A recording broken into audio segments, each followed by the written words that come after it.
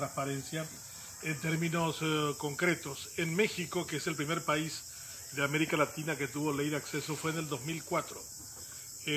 Había vivido en México la experiencia de hacer la norma con los mexicanos y después me tocó una tarea de evaluación de cómo andaba la norma. Y 3 años después, en el 2007, publicamos un libro con la Universidad de Pensilvania y vimos que uno de los grandes aportes de la ley mexicana de transparencia fue haber identificado a casi 900.000 planilleros del Estado mexicano. México es un país de 120 millones de habitantes y 3.900.000 empleados públicos.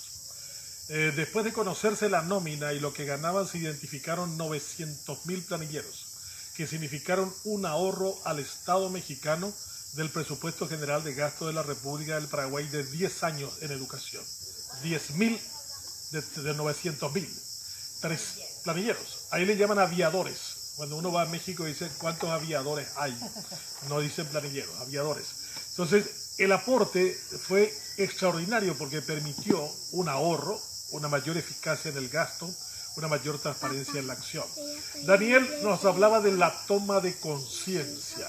O sea, esa es la cuestión cuando algo que me parece que está mal, decido tomarlo como desafío y hago una acción concreta, en ese caso el reclamo de transparencia a su municipio.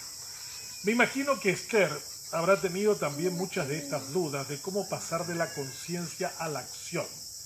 Y ese término es el lunfardo argentino escrache.